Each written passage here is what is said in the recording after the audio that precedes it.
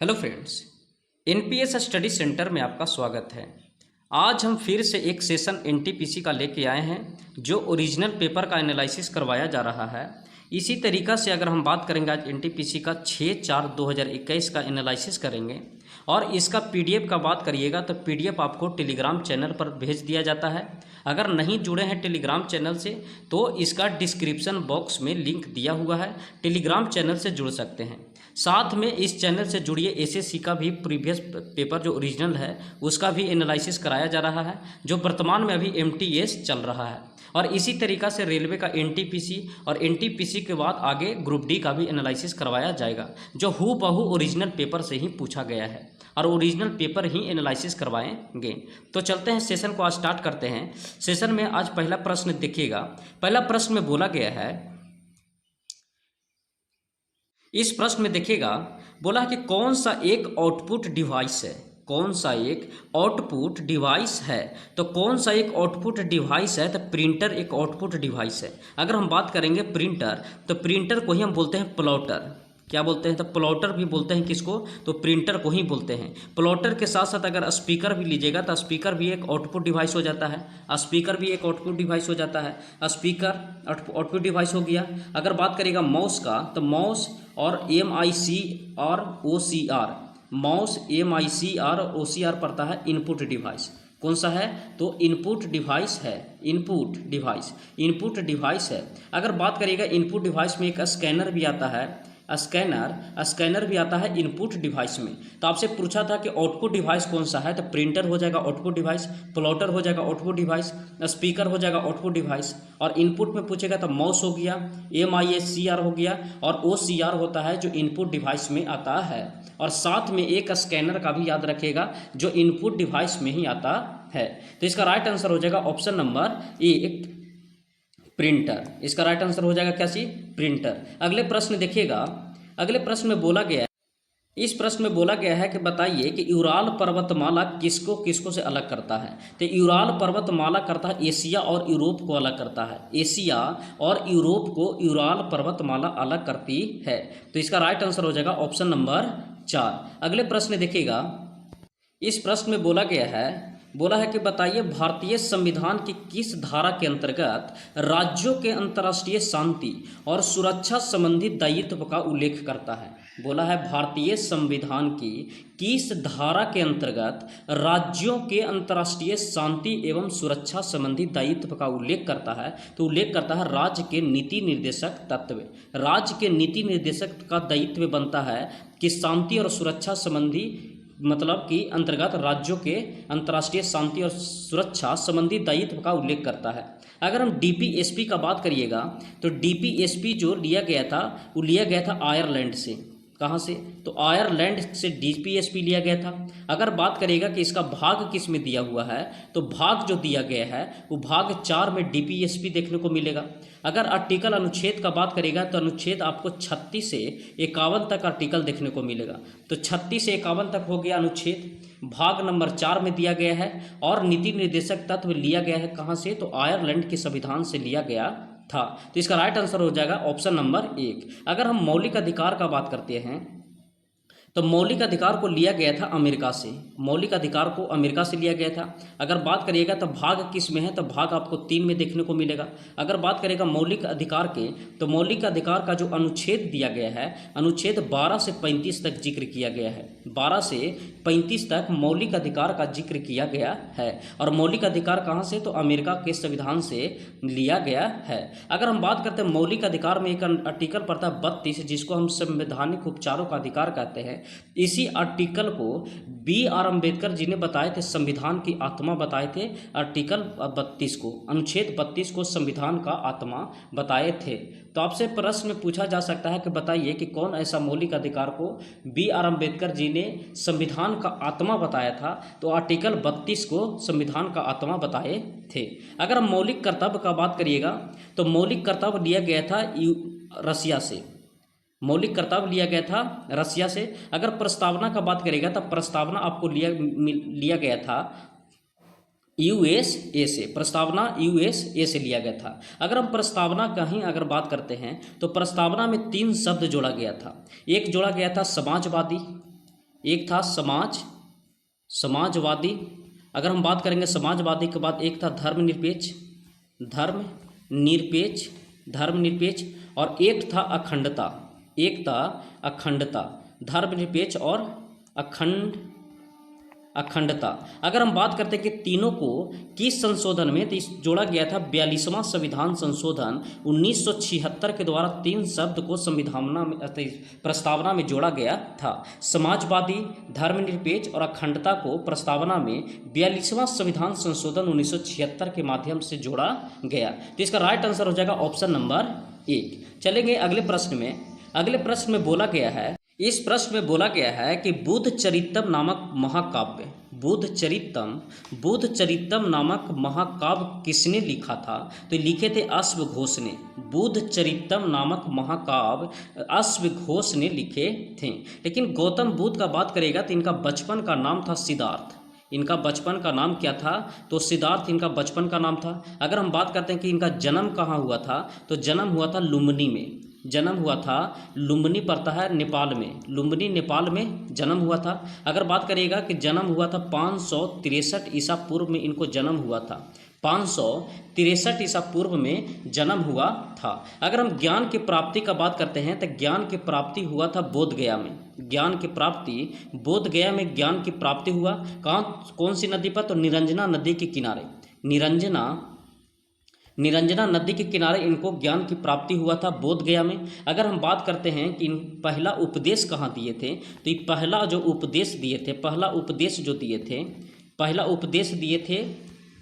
उपदेश का अगर बात करेगा तो दिए थे सारनाथ में। पहला उपदेश कहाँ दिए थे? तो सारनाथ में दिए थे। पहला उपदेश सारनाथ में दिए थे। और सबसे ज़्यादा अगर उपदेश पूछेगा कि सबसे ज़्यादा उपदेश कहाँ दिए थे, तो सबसे ज़्यादा उपदेश दिए थे श्रावस्ती में सबसे ज़्यादा उपदेश दिए थे। तो हम बोले बुद्ध चरितम का लेखक अश्वघोष था। अगर हम गौतम बुद्ध का बात करेगा तो गौतम बुद्ध का बचपना का नाम सिद्धार्थ, जन्म हुआ था लुम्बिनी नेपाल 563 ईसा पूर्व में। अगर हम बात करते हैं कि इनका ज्ञान के प्राप्ति बोधगया में निरंजना नदी के तट पर हुआ था, निरंजना नदी। अगर हम बात करते हैं पहला उपदेश दिए थे सारनाथ में, और सबसे ज़्यादा अगर उपदेश पूछेगा तो श्रावस्ती में दिए थे। सबसे ज़्यादा उपदेश कहाँ दिए थे? तो श्रावस्ती में दिए थे। 1-2 पॉइंट और इनको नाम में देख लीजिएगा। जैसे मृत्यु का पूछता है कि मृत्यु इनको कहाँ हुआ था, तो मृत्यु हुआ था कुशीनगर में। मृत्यु जो हुआ था वो कुशीनगर में मृत्यु हुआ था, और मृत्यु हुआ था 483 ईसा पूर्व में हुआ था। 483 ईसा पूर्व में इनको मृत्यु हुआ था। अगर बात करते हैं कि गृह त्याग को क्या बोला जाता है, गृह त्याग, तो गृह त्याग को बोला जाता है महाभिनिष्क्रमण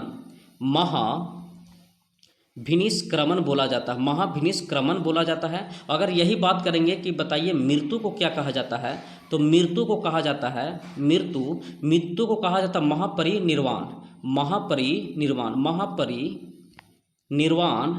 निर्वाण कहा जाता है किसका? तो मृत्यु का। तो मृत्यु हुआ था कुशीनगर 483 ईसा पूर्व में। गृह त्याग किए थे, गृह त्याग को बोला जाता है महाभिनिष्क्रमण, और मृत्यु को कहा जाता है महापरिनिर्वाण। तो गौतम बुद्ध का देख लिए। इसी तरीका से इसका राइट आंसर हो जाएगा option number D, option number 4 में है। जो बुद्ध चरितम का लेखक कौन थे या महाकाव्य किसने लिखा था, तो अश्वघोष ने लिखे थे। अगले प्रश्न देखिएगा। इस प्रश्न में करंट अफेयर्स का नहीं है, ये पहले से पूछ लिया कि आपको पेपर हुआ था 2021 में और उठाया है 2009 में। तो एक कुछ ऐसा फैक्ट होता है कि पहले वाला भी उठाना पड़ता है। तो ये बताइए कि इसमें पूछा गया है, देखिएगा कि वर्ष 2009 में भारत ने इनमें से किस देश के साथ एंटी माइक्रोबियल प्रतिरोध के क्षेत्र में सहयोग हेतु एक समझौता ज्ञापन पर हस्ताक्षर किया था? मतलब MOU पर साइन किया था स्वीडन के साथ। किसके साथ किया था? तो स्वीडन के साथ किया था। अगले प्रश्न देखिएगा। प्रश्न में देखिएगा, आपसे प्रश्न में पूछा गया है कि किसी अन्य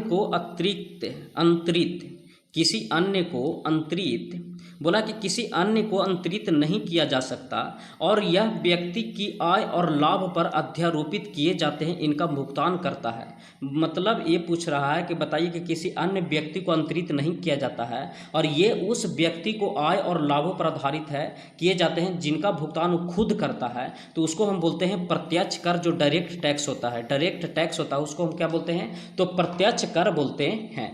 उसी का पूछा है कि प्रत्यक्ष कर बोला जाता है जो मतलब कि किसी अन्य को अंतरित नहीं किया जा सकता और उस व्यक्ति को आय और लाभों पर अध्यारोपित किए जाते हैं, इनका भुगतान करता है, तो हो गया प्रत्यक्ष कर।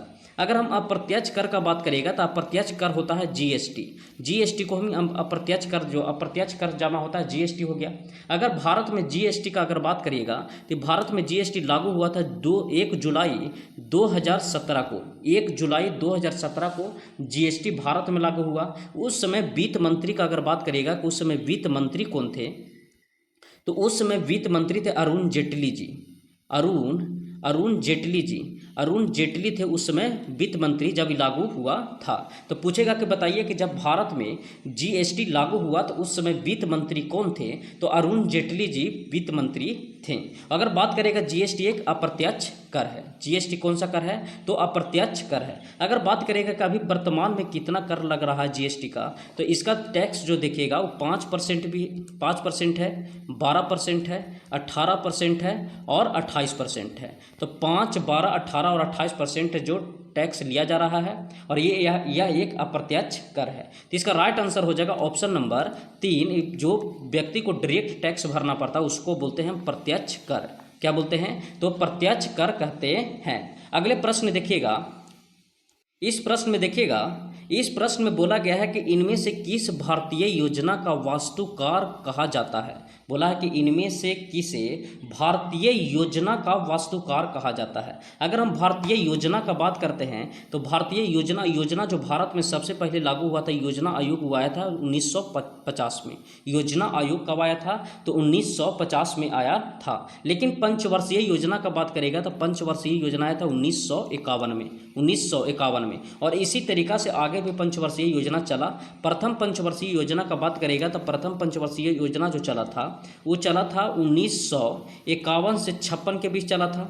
1951 से 56 प्रथम पंचवर्षीय योजना, और 1956 से 1961 तक चला था द्वितीय पंचवर्षीय योजना। और द्वितीय पंचवर्षीय योजना जो था वो पीसी महालनोबिस के मॉडल पर ही आधारित था। तो आपसे प्रश्न में पूछा जा सकता है कि बताइए द्वितीय पंचवर्षीय योजना किस मॉडल पर आधारित था, तो पीसी महालनोबिस के मॉडल पर आधारित था। तो योजना आयोग आया 1950 में, पंचवर्षीय योजना 1951 में, और 1951 से 56 तक चला प्रथम पंचवर्षीय योजना। और इस मॉडल प्रथम का अगर बात करेंगे तो हेरोल्ड डोमर मॉडल पर आधारित था। हेरोल्ड डोमर मॉडल पर आधारित कौन सा था, तो प्रथम पंचवर्षीय योजना। दूसरा पंचवर्षीय योजना जो आधारित था वह था पीसी महालनोबिस पर आधारित था। तो इसमें योजना का वास्तुकार किसे कहा जाता है, तो पीसी महालनोबिस को कहा जाता है। अगर जवाहरलाल नेहरू का बात करेगा तो जवाहरलाल नेहरू पता है कि 1929 में लाहौर अधिवेशन हुआ था। लाहौर अधिवेशन जो हुआ था इसी में पूर्ण स्वराज की मांग किया गया था। पूर्ण स्वराज की मांग किया गया था। लेकिन आपसे प्रश्न में पूछा भी जा सकता है कि स्वराज शब्द का पहली बार प्रयोग किसने किया था, तो स्वराज शब्द का पहली बार प्रयोग किए थे दादा भाई नौरोजी ने। दादा भाई नौरोजी ने पहली बार प्रयोग किए थे। और ये एक अधिवेशन चल रहा था 1906 का। 1906 के अधिवेशन में दादा भाई नौरोजी ने प्रयोग किए थे। तो जवाहरलाल नेहरू 1929 में लाहौर अधिवेशन की अध्यक्षता किए थे जिसमें पूर्ण स्वराज का मांग किए थे।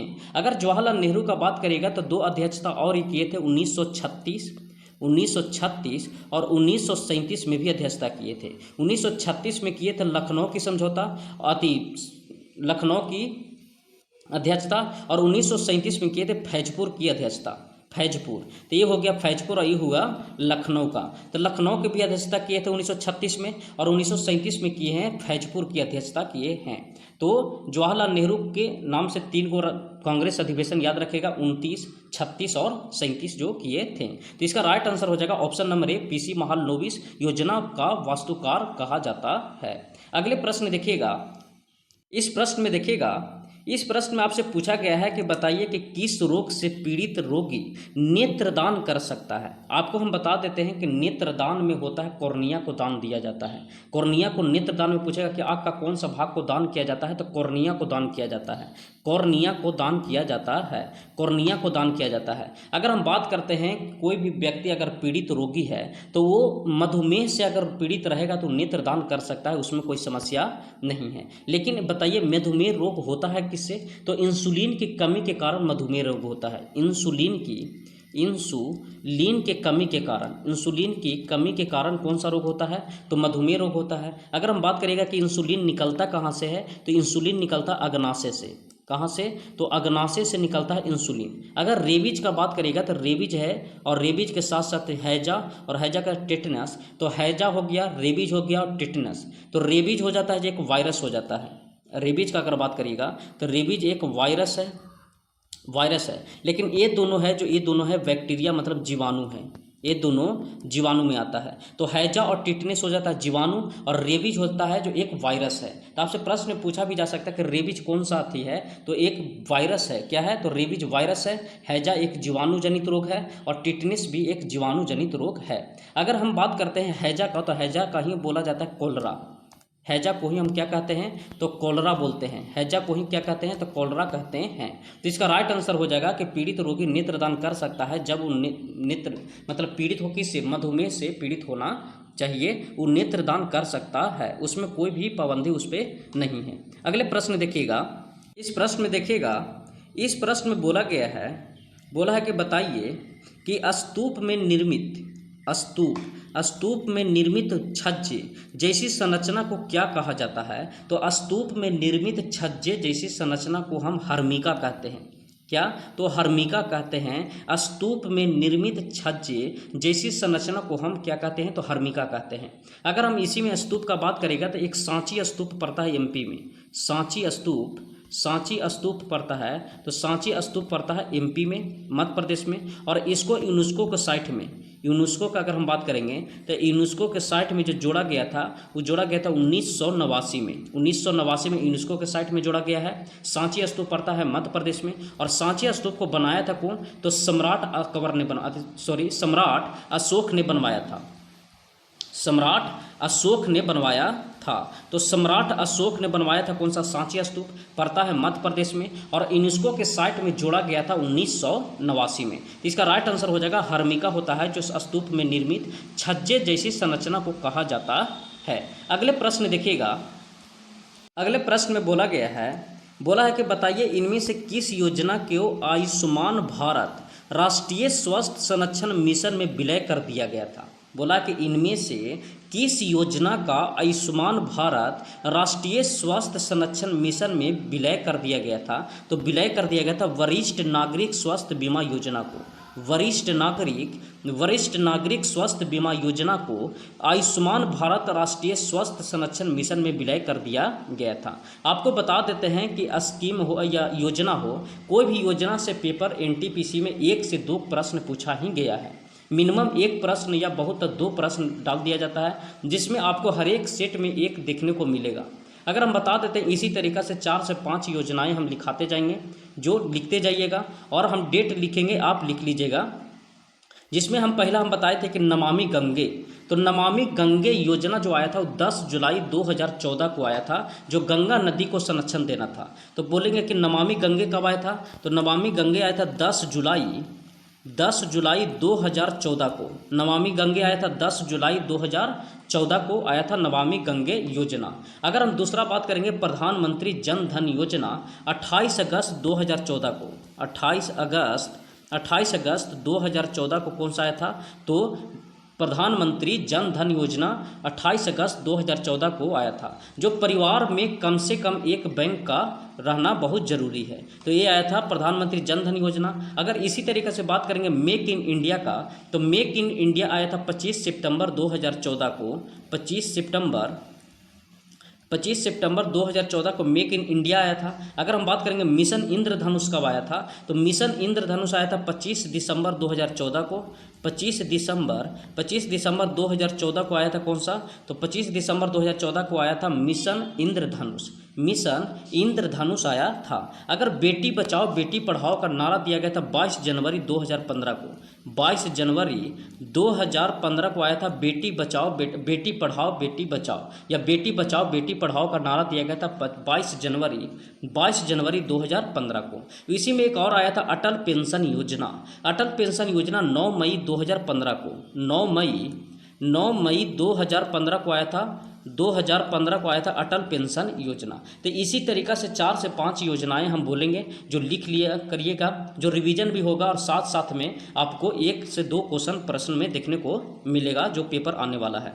तो हम क्या बताएं इसमें कि गंगा, नमामि गंगे जो आया था वो आया था 10 जुलाई 2014 को। नमामि गंगे पूछेगा तो 10 जुलाई 2014 को आया था। अगर पूछेगा प्रधानमंत्री जन धन योजना कब आया था तो 28 अगस्त 2014 को आया था। फिर मिशन इंद्रधनुष कब आया था तो 25 सितंबर 2014 को आया था। फिर पूछ लेगा आपसे कि बताओ बेटी 25 सितंबर तो हो गया मेक इन इंडिया। 25 दिसंबर 2014 को आया था मिशन इंद्रधनुष। फिर बेटी बचाओ बेटी पढ़ाओ 22 जनवरी 2015 को आया था। और अटल पेंशन योजना 9 मई 2015 को आया था। तो इतना याद रखिएगा और इसी तरीक़ा से आगे भी आएगा तो उसको हम रिवीजन करवा देंगे। तो इसका राइट आंसर हो जाएगा कि वरिष्ठ नागरिक स्वास्थ्य बीमा योजना को बदल दिया गया था। अगले प्रश्न देखिएगा। इस प्रश्न में देखिएगा आपको 38 प्रश्न में दिया गया है, बोला है कि बताइए कि जोंक है जो किस संघ से संबंधित है। जोंक किस संघ से संबंधित है तो ये एनेलिडा में आता है। जोंक किससे आता है तो एनेलिडा के साथ साथ पूछ लेता है केचुआ। तो केचुआ भी आ जाता है किसमें तो जोंक केचुआ और जोंक एनेलिडा के संघ में ही आता है। किसमें तो एनेलिडा के संघ में ही आता है। एनेलिडा पूछेगा कि बताइए कि एनेलिडा का एग्जाम्पल, तो जोंक और केचुआ एनेलिडा में हो गया।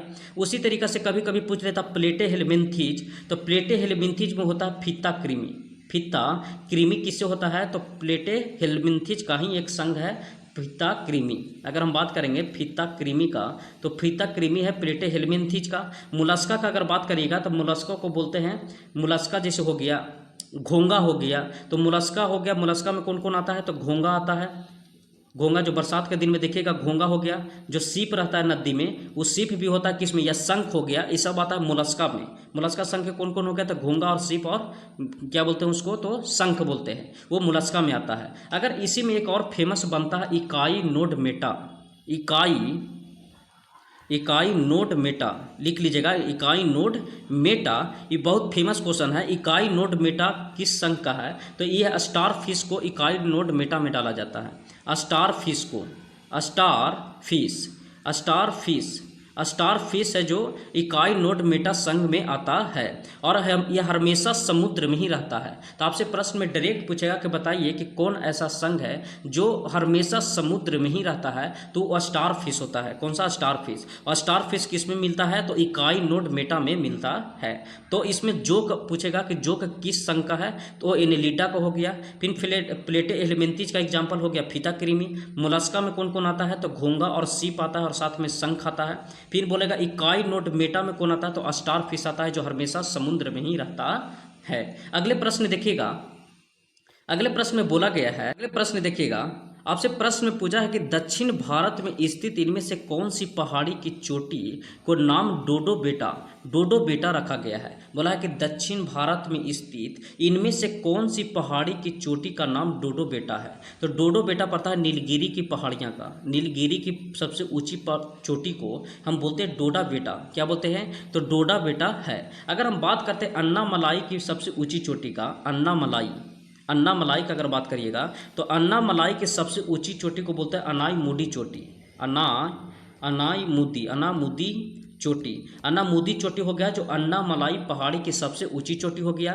फिर पूछेगा बताइए कि नीलगिरी पहाड़ी की सबसे ऊंची चोटी को क्या बोलते हैं तो दोदा बेटा बोलते हैं। क्या बोलते हैं तो दोदा बेटा बोलते हैं। और नीलगिरी पहाड़ी का अगर बात करेगा तो पश्चिमी तट और पूर्वी तट को मिलाने वाली जो एक पॉइंट पर मिलता है वो नीलगिरी के पास ही मिलता है और ये पड़ता है कहाँ तो तमिलनाडु में पड़ता है। तो इसका राइट आंसर हो जाएगा ऑप्शन नंबर 4 नीलगिरी पहाड़ी पर सबसे ऊंची चोटी कौन सा है तो डोडा बेटा है। अगले प्रश्न देखिएगा। इस प्रश्न में पूछा गया है कि बताइए कि मसाई जनजाति कहाँ पाई जाती है। तो आपको पता है कि मसाई जनजाति अफ्रीका में ही पाया जाता है। तो मसाई जनजाति अफ्रीका में। अगर अफ्रीका का और बात करिएगा तो एक तो मसाई हो गया, एक पिग्मी भी पाया जाता है अफ्रीका में। खूब पेपर में पूछा जाता है कि पिग्मी जनजाति कहाँ पाया जाता है तो अफ्रीका में पाया जाता है। मसाई जनजाति कहाँ पाया जाता है तो अफ्रीका में पाया जाता है। फिर एक और फेमस है बुशमैन जनजाति कहाँ पाया जाता है तो बुशमैन जनजाति भी अफ्रीका में ही पाया जाता है। बुशमैन के बाद एक पूछता है बर्बर। एक पूछता है बर्बर, वो भी जनजाति अफ्रीका में पाया जाता है। तो अफ्रीका से 4 जनजाति का नाम याद रखिएगा, एक मसाई हो गया, एक पिग्मी हो गया, एक बुशमैन हो गया, एक बर्बर हो गया। ये 4 जनजाति अफ्रीका में पाया जाता है। अगर उत्तरी अमेरिका की बात करेगा तो उत्तरी अमेरिका में एक जनजाति बोलते हैं एस्किमो। एस्किमो एक जनजाति है, तो कहाँ पड़ता है तो उत्तरी अमेरिका में। तो एस्किमो एक जनजाति कहाँ के है तो उत्तरी अमेरिका के है। मसाई जनजाति, पिग्मी जनजाति, बुशमैन जनजाति और बर्बर जनजाति कहाँ पड़ता है तो साउथ अफ्रीका में, अफ्रीका में पड़ता है। अफ्रीका में पड़ता है कौन कौन तो पिग्मी, बुशमैन, बर्बर और मसाई जनजाति। अगले प्रश्न देखिएगा, इस प्रश्न में बोला गया है कि बताइए कि भारत के राजनीतिक प्रयासों का लक्ष्य स्वराज था। भारत के राजनीतिक प्रयासों का लक्ष्य स्वराज था। दादा भाई नौरोजी ने इस लक्ष्य की घोषणा कब की थी। हम पिछले प्रश्न में भी बताए थे कि स्वराज शब्द का सबसे पहले जो प्रयोग किए थे वो प्रयोग किए थे दादा भाई नौरोजी ने कलकत्ता अधिवेशन 1906 में। कलकत्ता के अधिवेशन 1906 में दादा भाई नौरोजी ने स्वराज शब्द का उपयोग किए थे। लेकिन अगर हम यहीं पूछें कि बताइए कि स्वराज शब्द गढ़ने का काम किसने किया था, तो स्वराज शब्द गढ़ने का जो काम किए थे वो स्वराज शब्द गढ़ने का काम किए थे दयानंद सरस्वती ने। दयानंद सरस्वती ने गढ़ने का काम किए थे। तो पूछेगा कि स्वराज का शब्द का गढ़ने का काम किए थे दयानंद सरस्वती ने। पूछेगा स्वराज शब्द सबला पहले यूज कौन किए थे या प्रयोग किसने किया था, तो दादा भाई नौरोजी ने किए थे कोलकाता अधिवेशन 1906 के अधिवेशन में। अगर हम दादा भाई नौरोजी का अगर बात करिएगा तो दादा भाई नौरोजी एक अधिवेशन और किए थे जो, अगर हम बात करेंगे दादा भाई नौरोजी के बारे में तो दादा भाई नौरोजी एक अधिवेशन किए थे 1886 का। 1886 के भी एक अधिवेशन किए थे जो हुआ था कहाँ तो कोलकाता में हुआ था। तो कोलकाता में हुआ था अधिवेशन किया था 1886 वाला भी दादा भाई नौरोजी ने किए थे, और एक कलकत्ता अधिवेशन 1906 वाला भी किए थे दादा भाई नौरोजी ने ही किए थे। और इसी अधिवेशन में स्वराज शब्द का प्रयोग किया गया था। किनको तो दादा भाई नौरोजी का। अगर इसी में अगर हम बात करते हैं कि कांग्रेस का प्रथम अधिवेशन कब हुआ था, तो कांग्रेस का प्रथम अधिवेशन का अगर बात करिएगा तो सबसे पहले अधिवेशन जो हुआ था वो 1885 में हुआ था। कहाँ तो बम्बे में हुआ था, बम्बे में हुआ था। लेकिन इसका अध्यक्ष का बात करिएगा तो अध्यक्ष थे WC बनर्जी इनके अध्यक्ष थे।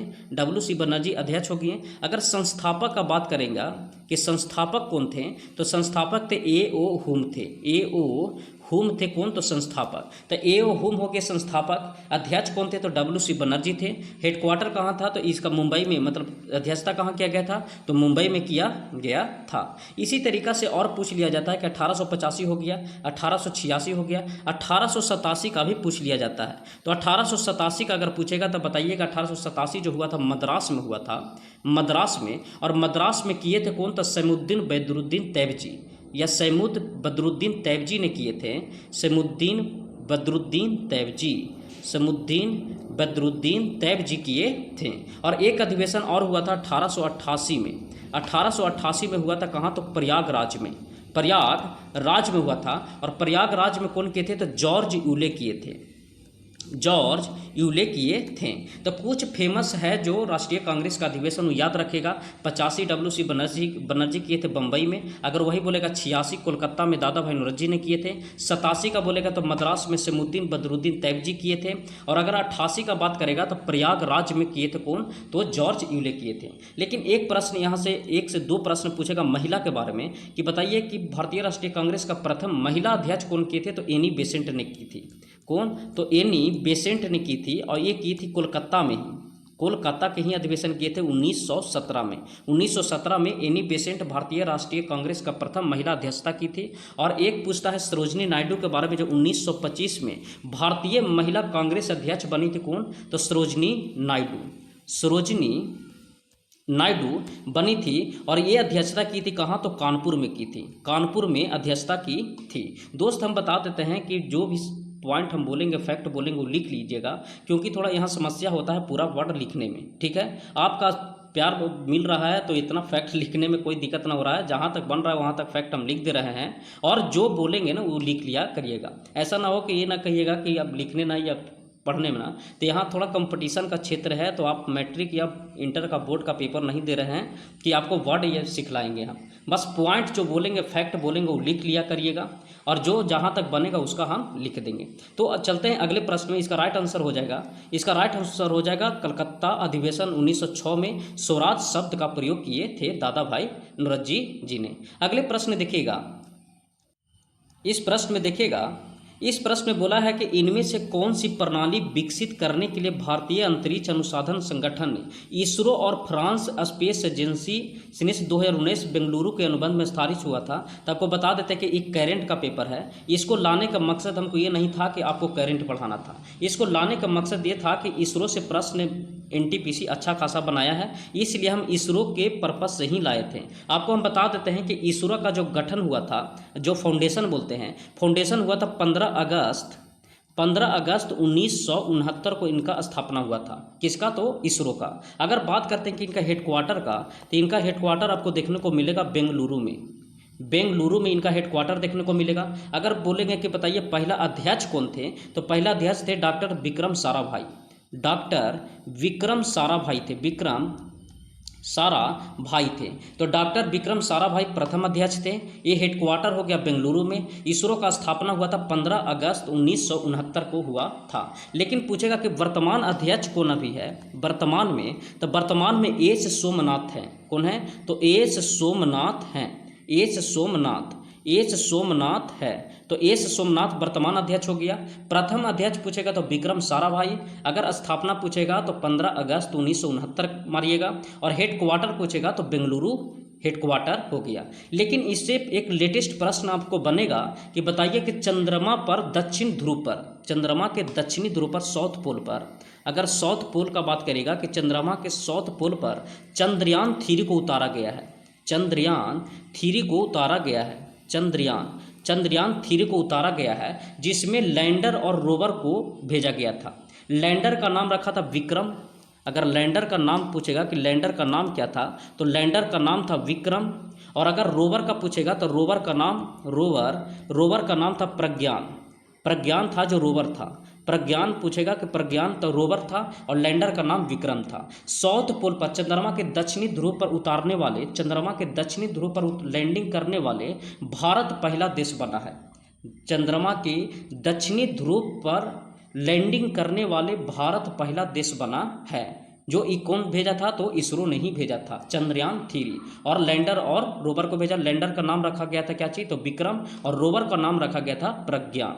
तो इसरो का यहाँ से समझ गए होंगे इसरो के बारे में। अगले प्रश्न देखिएगा, इस प्रश्न में देखिएगा, इस प्रश्न में बोला गया है कि बताइए कि इनमें से कौन सा कमरे के ताप पर द्रव अवस्था में मौजूद होता है। एकमात्र आध्यात्मिक पदार्थ है, जिसे समझिए कि एकमात्र आध्यात्मिक पदार्थ है जो द्रव अवस्था में रहता है कमरे के ताप पर। जो एकमात्र है तो वो होता है ब्रोमीन है, जो आध्यात्मिक तत्व है जो कमरे के ताप पर द्रव अवस्था में पाया जाता है। अगर हम बात करते हैं फ्लोरीन का, तो फ्लोरीन की कमी से दांत में सड़न होता है। दांत में जो सड़न शुरू हो जाता है, तो एक तो दांत का सड़न शुरू होता है, दांत का झरना हम कह सकते हैं कि दांत का अगर क्षरण पूछेगा कि दांत का क्षरण किसकी वजह से होता है, तो दांत का क्षरण जो होता है वो होता है फ्लोरीन की कमी के कारण। लेकिन वही बोलेगा कि दांत का सड़न किससे होता है। दांत का अगर सड़न पूछेगा तो दांत का सड़न का अगर pH 5.5 से अगर कमेगा, 5.5 से कमी होगा pH का मान, कमी पर पूछेगा तो दांत का सड़न शुरू हो जाता है। तो pH मान 5.5 के कमी होने से, उससे मतलब pH मान 5.5 से कम होने पर दांत का सड़न होता है, और फ्लोरीन की कमी से दांत झरना शुरू होता है, टूट के गिरना शुरू हो जाएगा। तो ये तो फ्लोरीन हो गया। फ्लोरीन से भी बता दिए। ब्रोमीन द्रव अवस्था में एक आध्यात्मिक तत्व है जो द्रव अवस्था में पाया जाता है। अगर हम आयोडीन का बात करिएगा तो आयोडीन की कमी से होता है घेंघा रोग। कौन सा? तो घेंघा रोग हो गया आयोडीन की कमी से। क्लोरीन का प्रयोग होता है ब्लीचिंग में। ब्लीचिंग में हम किसको प्रयोग करते हैं? तो ब्लीचिंग में हम करते हैं क्लोरीन का उपयोग। तो पूछेगा कि क्लोरीन का उपयोग किस में करते हैं? तो ब्लीचिंग में करते हैं। या ये भी पूछ लेता है कि ब्लीचिंग में किसका प्रयोग किया जाता है? तो क्लोरीन का उपयोग किया जाता है। बताइए किसकी कमी से घेंघा होता है? तो आयोडीन की कमी से होता है। फ्लोरीन की कमी से कौन सा होता है? तो दांत का क्षरण होता है। फिर पूछेगा दांत का सड़न का सड़न कैसे होता है, तो जब pH मान 5.5 से कमता है तो दांत का सड़न शुरू हो जाता है। और आपसे प्रश्न में पूछा गया है कि कौन सा कमरे के ताप पर द्रव अवस्था मौजूद एकमात्र अधात्विक पदार्थ है, तो वो होता है फ्लोरीन अति ब्रोमीन। कौन सा होता है, तो ब्रोमीन होता है। अगले प्रश्न देखिएगा, इस प्रश्न में बोला गया है कि बताइए कि डिब्रू-सिकोवा जैव संरक्षित क्षेत्र है। डिब्रू-सिकोवा है जो जैव संरक्षित क्षेत्र है, कहाँ स्थित है, तो ये असम में है। अगर डिब्रू-सिकोवा की बात करेगा तो ये असम क्षेत्र में है। अगर असम का बात करेगा तो एक मानस भी पाया जाता है असम में भी, मानस हो गया। मानस कहाँ पाया गया, असम में। फिर माजुली द्वीप पूछेगा कि माजुली द्वीप कहाँ पाया जाता है, तो ये भी असम में। और किस पर है, तो ब्रह्मपुत्र नदी पर है। ब्रह्मपुत्र नदी पर कौन सा है, तो माजुली द्वीप है। अगर इसी तरीके से पश्चिम बंगाल का बात करेगा तो पश्चिम बंगाल में पाया जाता है सुंदरवन। क्या पाया जाता है, तो सुंदरवन पूछेगा कि सुंदरवन कहाँ पाया जाता है, तो पश्चिम बंगाल में पाया जाता है। उसी तरीका से पूछ लेता है सिक्किम में कौन सा पाया जाता है, तो कंचनजंगा पाया जाता है। सिक्किम में कौन है, तो कंचनजंगा हो गया, कहाँ, तो सिक्किम में हो गया। अगर हम बात करते हैं सिक्किम का, तो कंचनजंगा पश्चिम बंगाल का सुंदरवन हो गया। अगर सिमलीपाल पूछ लेता है कि सिमलीपाल कहाँ, तो उड़ीसा में। सिमलीपाल अगर पूछेगा कि सिमलीपाल बताइए कहाँ पड़ता है, तो सिमलीपाल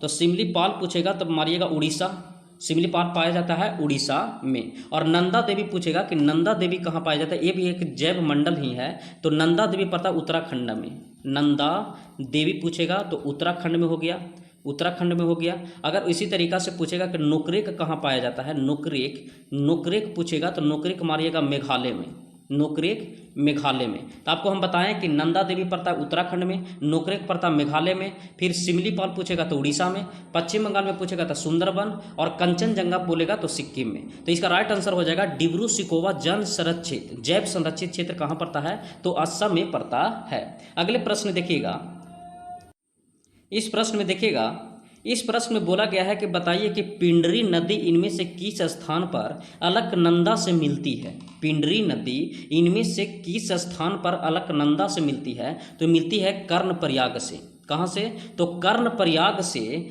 पिंडरी नदी इनमें से किस स्थान पर अलकनंदा से मिलती है, तो कर्णप्रयाग पर अलकनंदा से मिलती है। अगले प्रश्न देखिएगा, इस प्रश्न में बोला है कि बताइए कि चीनी के एल्कोहल में रूपांतरण की प्रक्रिया को क्या कहा जाता है। चीनी के एल्कोहल में रूपांतरण की प्रक्रिया को क्या कहा जाता है, तो किण्वन कहा जाता है। क्या कहा जाता है, तो किण्वन कहा जाता है। अगर हम किण्वन का बात करेगा तो आपको पता है कि जब मानते हैं ग्लूकोज C6H12 और O6 से जब ईस्ट और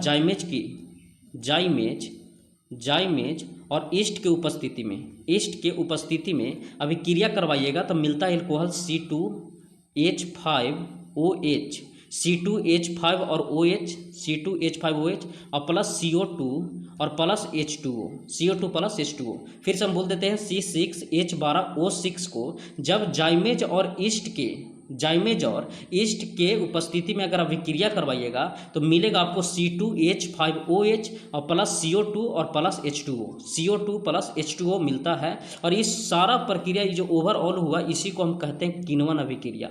कौन सा बोलते हैं, तो किण्वन अभिक्रिया कहते हैं। तो ये रिपीट कर देते हैं, C6H12O6 जब जाइमेज और ईस्ट की उपस्थिति में अभिक्रिया कराते हैं तो C2H5OH बनता है और प्लस CO2 प्लस H2O बाहर निकलता है। अगर C2H5 का बात करेंगे तो इसी को हम बोलते हैं इथाइल एल्कोहल।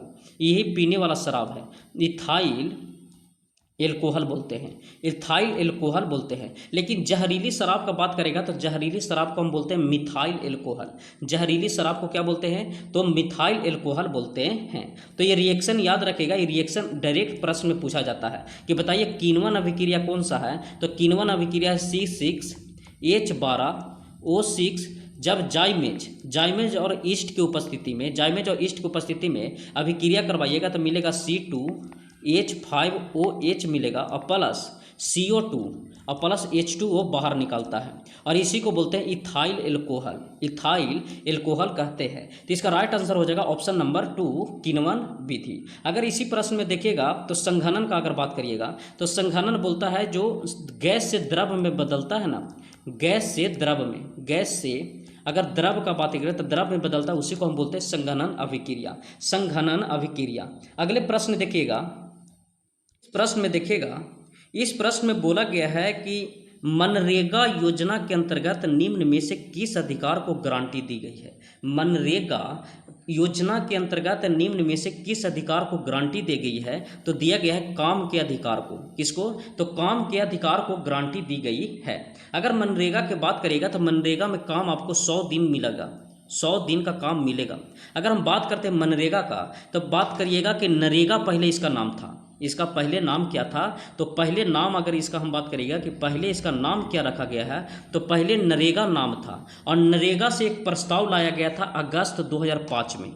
अगस्त 2005 में एक प्रस्ताव आया था नरेगा पर। किस पे? तो नरेगा पर एक प्रस्ताव आया था और इसी नरेगा को लागू जो किया गया था, इसी नरेगा को लागू किया गया था 2 फरवरी 2006 को। 2 फरवरी 2006 को लागू किया गया था। क्या हम बोले कि मनरेगा अभी नहीं था, मनरेगा तो आया है 2009 में, लेकिन पहले क्या आया था? तो पहले आया था नरेगा, और नरेगा को लाया गया था अगस्त प्रस्ताव 2005 के द्वारा और लागू हुआ 2 फरवरी 2006 को। लेकिन इसी नरेगा को बाद में कर दिया गया मनरेगा। बाद में क्या कर दिया गया? तो मनरेगा कर दिया गया, मनरेगा कर दिया गया। और मनरेगा किया गया कब? तो किया गया 2 अक्टूबर 2009 को किया गया है। 2 अक्टूबर 2009 को नरेगा की जगह मनरेगा कर दिया गया। और मनरेगा के फुल फॉर्म बता देते हैं, Mahatma Gandhi national rural employment guarantee act. Mahatma Gandhi national rural employment guarantee act वो होता है फुल फॉर्म। तो हम क्या बताएं कि पहले क्या था? तो नरेगा था। अगर हम बात करते हैं कि पहले क्या था, तो पहले जो था हम कह सकते हैं कि पहले जो था वो पहले था नरेगा। पहले हम क्या बोलेंगे कि पहले क्या था? तो पहले था नरेगा, पहले था नरेगा, पहले था नरेगा जो आया था कब? तो अगस्त 2005 में। लागू हुआ कब? तो लागू हुआ 2 फरवरी 2006 को। और जब इसी को नरेगा से चेंज करके कर दिया गया मनरेगा, और ये मनरेगा किया गया कब? तो 2 अक्टूबर 2009 को। आपसे डायरेक्ट प्रश्न में पूछा जाएगा कि बताइए नरेगा को मनरेगा कब बदला गया था या कब लागू कर दिया गया नरेगा से मनरेगा को? तो 2 अक्टूबर 2009 को लागू कर दिया गया। नरेगा कब आया था? तो अगस्त 2005 में नरेगा आया था। तो इसका राइट आंसर हो जाएगा काम क्या अधिकार देता है, और ये काम इसमें मिलता है 100 दिन का। कितना? तो 100 दिन का काम मिलता है। अगले प्रश्न देखिएगा इस प्रश्न में बोला गया है कि बताइए संयुक्त राष्ट्र के वर्तमान महासचिव इनमें से किस देश से संबंधित है। अभी तो 2021 का पेपर था, उस हिसाब से उठाया होगा, लेकिन इसका पुर्तगाल का था, यहाँ से तो हमको मतलब नहीं है। हम यूएन के बारे में देखेंगे कि यूएन को अगर स्थापना का बात करेगा तो स्थापना हुआ था 24 अक्टूबर 1945 को इसका स्थापना हुआ था। अगर बात करेंगे कि इसका हेडक्वार्टर का, तो इसको हेडक्वार्टर कहाँ है? तो हेडक्वार्टर है न्यूयॉर्क में। न्यूयॉर्क में हेडक्वार्टर देखने को मिलेगा। अगर बात करिएगा कि इसमें मेंबर कितना है, तो मेंबर होता अस्थाई मेंबर का अगर बात करिएगा तो अस्थाई मेंबर 5 है। अगर बात करिएगा कि इसमें अस्थाई मेंबर कितना है, तो अस्थाई मेंबर कितना है? तो 10 है, जिसका कार्यकाल 2 साल होता है। कार्यकाल कितना होता है? तो 2 साल कार्यकाल होता है। लेकिन इसका सदस्य का बात करेगा कि टोटल सदस्य इसका कितना है, तो सदस्य इसमें 193 सदस्य टोटल है। और इसमें बात करेगा कि कितने भाषा यूज होता है, भाषा, तो अगर भाषा की बात करेगा तो भाषा 6 होता है। अगर अंग का बात करेगा कि इसमें कितने अंग है, यूएन में कितने अंग है, तो अंग का बात करेगा तो यूएन में अंग देखने को मिलेगा आपको 6 अंग देखने को मिलेगा। कितने अंग? तो 6 अंग देखने को मिलेगा। तो इसमें समझ गए होंगे, इसमें बताए हैं कि इसमें यूएन का स्थापना हुआ था 24 अक्टूबर 1945 को। 24 अक्टूबर 1945 को गठन हुआ था। इसका हेडक्वार्टर न्यूयॉर्क में था। अस्थाई सदस्य 5 था और अस्थाई 10 हो गया, जिसका कार्यकाल 2 साल था। इसी तरीक़ा से हम बताए थे कि 193 सदस्य इसमें हैं। जो अंग का अगर बात करेगा कि टोटल सदस्य कितना है, तो 193, अंग कितना था तो 6, फिर बोलेगा अस्थाई सदस्य कितना था तो 5, अस्थाई सदस्य कितना था तो 10। अगर बात करें हेडक्वार्टर कहाँ था, तो न्यूयॉर्क में था। हेडक्वार्टर न्यूयॉर्क में, जो हम सारा पॉइंट आपको लिखवा दिए हैं। तो इसका राइट आंसर हो जाएगा ई, जो करंट का पेपर था, लेकिन हमको मेन मकसद लाना था यूएन के बारे में बताना था, इसलिए इस प्रश्न को हम लेकर आए थे। अगले प्रश्न में बोला गया है कि कौन सा स्मारक दिल्ली में स्थित नहीं है।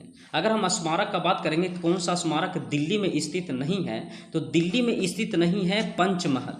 पंचमहल दिल्ली में स्थित नहीं है। पंचमहल दिल्ली में स्थित नहीं है। अगर हम बात करेंगे कुतुब मीनार का, कुतुब मीनार, तो कुतुब मीनार को बनवाने का काम किया था कुतुबुद्दीन ऐबक ने। कुतुब मीनार को बनाने का काम कौन किया था? तो कुतुबुद्दीन ऐबक को किया था। कुतुबुद्दीन ऐबक, कुतुबुद्दीन ऐबक ने किया था, जो मोहम्मद गौरी का गुलाम था। अगर हम बात करते हैं पंचमहल स्थित कहाँ है, तो पंचमहल पड़ता है यूपी में। पंचमहल कहाँ? यूपी के फतेहपुर सीकरी में है। ठीक है। लाल किला अगर बात करेगा तो लाल किला कहाँ है? तो दिल्ली में ही है। और इसको बनवाया था कौन? तो शाहजहां ने। कौन बनवाया था? तो शाहजहां ने बनाया था लाल किला। कुतुब मीनार बनवाया था कुतुबुद्दीन ऐबक ने। पंचमहल कहाँ पड़ता था? यूपी में। पंचमहल कहाँ पड़ता है? तो यूपी में पड़ता है। तो कुतुब मीनार हो गया, कुतुब मीनार। तो ये पूछा कौन सा स्मारक दिल्ली में स्थित नहीं है, तो पंचमहल कहाँ है? तो यूपी में स्थित है। अगले प्रश्न देखिएगा, इस प्रश्न में बोला है कि बताइए स्तनधारियों से संबंधित इनमें से कौन सा कथन गलत है? स्तनधारियों से संबंधित है तो बोलता है सामान्य स्तनधारियों का बाल होते हैं, तो हाँ बाल होते हैं रियल में स्तनधारी का। बच्चों को दूध पिलाने के लिए स्तन ग्रंथि मौजूद होते हैं, तो ये भी राइट आंसर है कि बच्चों को दूध पिलाने के लिए स्तन ग्रंथि होते हैं। इनमें हृदय में 3 प्रकोष्ठक होता है, यही गलत है। हृदय में 3 प्रकोष्ठक नहीं होता, हृदय में इनका 4 प्रकोष्ठक होते हैं। कितने? तो 4 प्रकोष्ठक होते हैं। अगर कुछ स्तनधारी अंडे देते हैं, ये भी राइट आंसर है कि कुछ स्तनधारी अंडे देते हैं। लेकिन कुछ यहाँ प्रश्न आपसे पूछे लगा कि बताइए कि मछली में कितने प्रकोष्ठ होता है? तो मछली में 2 प्रकोष्ठ होता है। अगर मनुष्य में बोलेगा तो मनुष्य में भी 4 होता है। पक्षी में पूछेगा तो पक्षी में भी 4 होता है। अगर उभयचर का पूछेगा कि उभयचर का बताइए कि कितना होता है, तो उभयचर में याद रखेगा 3 होता है। उभयचर में प्रकोष्ठक कितने होते हैं? तो 3 चैम्बर का होते हैं। तो इसका राइट आंसर हो जाएगा कि इनके हृदय में 3 कोष्ठक होते हैं। गलत है, इसके हृदय में 4 कोष्ठक होते हैं। अगले प्रश्न देखिएगा, इस प्रश्न में बोला गया है कि बताइए कि मीराबाई कहाँ के राजपूत या राजकुमारी थी? तो अगर बात करेगा मीराबाई, तो मीराबाई जो थी वो मीराबाई थी मेड़ता का। कहाँ? तो मेड़ता के राजपूत या राजकुमारी थी मीराबाई। अगले प्रश्न देखिएगा, इस प्रश्न में बोला है कि बताइए which judgment led the doctrine of basic structure. ये जो basic structure of the constitution, अगर हम बात करते हैं भारतीय संविधान के मूल ढांचे यानी बेसिक स्ट्रक्चर का बात किया था, तो बेसिक स्ट्रक्चर का एक ऐतिहासिक फैसला आया था जिसको बोलते हैं केशवानंद भारती फैसला। केशवानंद भारती एक केस आया था जो संविधान के बेसिक स्ट्रक्चर पर बात किया गया था। अगर हम केशवानंद भारती केस का कहते हैं तो ये आया था केरल के से। कहाँ से? तो केरल से केशवानंद भारती केस उठा था। अगर हम बात करते हैं कि इसमें फैसला हुआ था कब, तो ये हुआ था 24 अप्रैल 1973 को हुआ था संविधान के संशोधन के बारे में, जिसमें जज का अगर बात करेगा कि कितने पीठ बैठाया गया था, कितने जज बैठे थे, तो ये जज की संख्या कितने थे? तो 13 जज बैठे थे। ठीक है, 13 जज की पीठ था, जेरा में 7 और 6 से रिजल्ट हुआ था, 7 और 6 से पारित हुआ था या बहुमत से फैसला मिला था। लेकिन इसमें बताया गया था कि यह फैसला से संसद को आर्टिकल 368 में अगर बात करते हैं कि अगर संशोधन करना है, तो इसमें बोला है कि 368 के लगा के आप संशोधन कर सकते हैं, लेकिन आपको इसमें संशोधन करने का अधिकार सीमित दिया जाएगा। आपका अधिकार सीमित दिया जाएगा। तो आपको पूछेगा कि बताइए कि संसद में संशोधन करने का अधिकार सीमित किस क्या बोलते हैं ऐतिहासिक फैसला लिया गया था? तो केशवानंद भारती का एक बेसिक स्ट्रक्चर दिया गया था। तो इसका राइट आंसर हो जाएगा केशवानंद भारती। कहाँ से? तो केरल के नाम से थे। और 24 अप्रैल 1973 को 13 जज के साथ 7 से 6 फैसला सुनाया गया था। और इसमें बताया गया था कि इसमें आप संशोधन कर सकते हैं, लेकिन आपका इसमें अधिकार सीमित कर दिया गया है। तो 368 का भी इसमें उपयोग होगा संशोधन में, 368 का उपयोग होगा। तो इसका राइट आंसर हो जाएगा ऑप्शन नंबर डी 4, जो केशवानंद भारती केस से लिया है, basic structure of the constitution. अगले प्रश्न देखिएगा, इस प्रश्न में बोला गया है कि सत्यशोधक समाज की स्थापना किसने किया था? तो ज्योतिबा फुले ने किए थे। सत्यशोधक समाज की स्थापना किसने किया था? तो ज्योतिबा फुले ने किए थे। अगर बात करते हैं कि ड्राफ्ट कमेटी का अध्यक्ष कौन थे, तो BR अम्बेडकर ड्राफ्ट कमेटी के अध्यक्ष थे। ड्राफ्ट कमेटी का अध्यक्ष कौन थे? तो BR अम्बेडकर थे। महात्मा गांधी का अगर बात करेगा तो महात्मा गांधी का जन्म हुआ था 2 अक्टूबर 1869 को। 2 अक्टूबर 1869 को इनका जन्म हुआ था। अगर महात्मा गांधी से जुड़े पॉइंट ये याद रखिएगा तो निटाल इंडियन कांग्रेस की स्थापना किए थे साउथ अफ्रीका में। अगर बात करेंगे इंडियन ओपिनियन की भी पत्रिका लिखे थे कौन, तो महात्मा गांधी। हिंद स्वराज की भी स्थापना किए थे कौन, तो महात्मा गांधी। तो इसका राइट आंसर हो जाएगा कौन सा, तो ज्योतिबा फुले सत्यशोधक समाज की स्थापना किए थे। अगले प्रश्न देखिएगा, इस प्रश्न में बोला गया है कि इनमें से किस वर्ष में भारतीय संविधान के 86वें संविधान संशोधन के माध्यम से अनुच्छेद 21 के ए को शामिल किया गया और जिसके तहत 6 से 14 वर्ष तक के आयु के सभी बच्चों के लिए निःशुल्क एवं अनिवार्य शिक्षा प्रदान करने का प्रावधान का मौलिक अधिकार माना गया। तो ये था 2002 का। हम बताते हैं कि आप शिक्षा के अधिकार को मौलिक अधिकार जो बनाया गया था, मौलिक अधिकार वो बनाया गया था 86वां संविधान संशोधन 2002 के द्वारा बना दिया गया था। और 6 से 14 वर्ष के बच्चों को निःशुल्क शिक्षा दिया जाएगा। कौन सा संशोधन, तो 86वां संविधान संशोधन 2002। यही संशोधन 6 से 14 वर्ष का भी जिक्र किया नीति निर्देशक तत्व आर्टिकल नंबर 45 में पढ़िएगा। आर्टिकल नंबर 45 में भी बताया गया है कि 6 वर्ष से कम बच्चों को स्वास्थ्य का देखभाल और साथ में 6 से 14 वर्ष के बच्चों को निःशुल्क सेवा दिया जाएगा। इसीलिए वहां से उठा के इसको 21 के क में शिक्षा के अधिकार को मौलिक अधिकार बना दिया गया है। तो इसका राइट आंसर हो जाएगा ऑप्शन नंबर 1 2002 में, 2086वां संविधान संशोधन 2002 में। अगले प्रश्न देखिएगा, इस प्रश्न में बोला है कि बताइए रोगजनक सूक्ष्म जीवों की वृद्धि को रोकने वाली दवाओं का क्या कहा जाता है। बोला रोगजनक सूक्ष्म जीवों की वृद्धि को रोकने वाली दवाओं को क्या कहा जाता है, तो एंटीबायोटिक्स कहा जाता है। क्या कहा जाता है, तो एंटीबायोटिक्स कहा जाता है। जैसे सूक्ष्म जीव के वृद्धि को रोकने का काम कौन करता है, तो एंटीबायोटिक्स काम करता है। कौन, तो एंटीबायोटिक्स काम करता है। अगले प्रश्न देखिएगा, इस प्रश्न में बोला गया है कि बताइए राष्ट्रीय विकास परिषद NDC का अध्यक्ष कौन होता है। राष्ट्रीय विकास परिषद का अध्यक्ष कौन होते थे, ये होते प्रधानमंत्री। अगर हम राष्ट्रीय विकास परिषद का बात करेगा तो 1952 में इसका गठन हुआ था। राष्ट्रीय विकास परिषद का गठन कब हुआ था, तो 1952 में। इसका अध्यक्षता कौन करते थे, प्रधानमंत्री करते हैं। अगर हम बात करते हैं इसी में कि योजना आयोग आया था, तो योजना आयोग आया था 1950 में। और पंचवर्षीय योजना पूछेगा कि पंचवर्षीय योजना कब आया था, तो वो आया था 1951 में। पंचवर्षीय योजना कब आया था, तो 1951 में। योजना आयोग कब आया था, 1950 में। और राष्ट्रीय विकास परिषद कब आया था, तो 1952 में आया था। अगर यही बात करेंगे वाइस प्रेसिडेंट का, तो उपराष्ट्रपति का जो पद लिया गया था, उपराष्ट्रपति का पद लिया गया था अमेरिका से, USA से उपराष्ट्रपति का पद लिया गया था। अगर हम बात करते हैं कि एज इनका कितना होता है, तो इनको एज होना चाहिए 35 वर्ष, मिनिमम 35 वर्ष। फिर राष्ट्रपति का बात करेगा तो राष्ट्रपति का पद लिया गया था कहाँ से, तो ब्रिटेन से लिया गया था राष्ट्रपति का पद। अगर बात करिएगा राष्ट्रपति का पद कहाँ से लिया गया था, तो राष्ट्रपति का पद लिया गया था ब्रिटेन से। ब्रिटेन से राष्ट्रपति का पद। इसका एज होना चाहिए मिनिमम कितना, तो 35 वर्ष होना चाहिए, 35 वर्ष। पद है किनका, तो कितना में, तो 52 में है। अगर बात करिएगा कि शपथ लेते हैं किस में, तो 60 में। और महाभियोग कितना में है, तो 61 में है। अगर बात करिएगा कि क्षमादान करने की शक्ति किस में है, तो 72 में। आर्टिकल नंबर 72 में क्षमादान शक्ति हो गया, 60 में शपथ हो गया, महाभियोग हो गया 61 में। फिर राष्ट्रपति का उम्र मिनिमम कितना होना चाहिए, 35 वर्ष होना चाहिए पद के लिए। और ये लिया गया था कहाँ से, तो ब्रिटेन से लिया गया था। तो इसका राइट आंसर हो जाएगा ऑप्शन नंबर 2, जो भारत के प्रधानमंत्री को NDC मतलब भारतीय विकास परिषद, राष्ट्रीय विकास परिषद का अध्यक्ष कौन होते हैं, तो भारत के प्रधानमंत्री होते हैं। अगले प्रश्न देखिएगा, अगला प्रश्न है, बोला गया है कि विश्व भर में मानवाधिकार दिवस प्रतिवर्ष किस तिथि को मनाया जाता है, तो विश्व भर में मानवाधिकार दिवस प्रतिवर्ष मनाया जाता है 10 दिसंबर को। अगर मानवाधिकार का बात करेगा तो मानवाधिकार प्रथम बार जो आया था वो 12 अक्टूबर 1993 को आया था। और वर्ल्ड में मतलब मानवाधिकार दिवस मनाया जाता है कब, तो 10 दिसंबर को मनाया जाता है। तो मानवाधिकार दिवस कब मनाया जाता है, तो 10 दिसंबर को मनाया जाता है।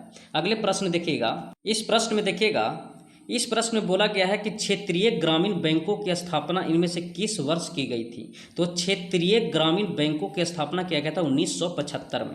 क्षेत्रीय ग्रामीण बैंकों की स्थापना कब किया गया था, तो 1975 में किया गया था क्षेत्रीय ग्रामीण बैंकों की स्थापना। अगले प्रश्न देखिएगा, इस प्रश्न में बोला है कि इनमें से किसकी मृत्यु चौगान खेलते समय हुआ था, तो चौगान खेलते समय हुआ था मृत्यु कुतुबुद्दीन ऐबक का मृत्यु।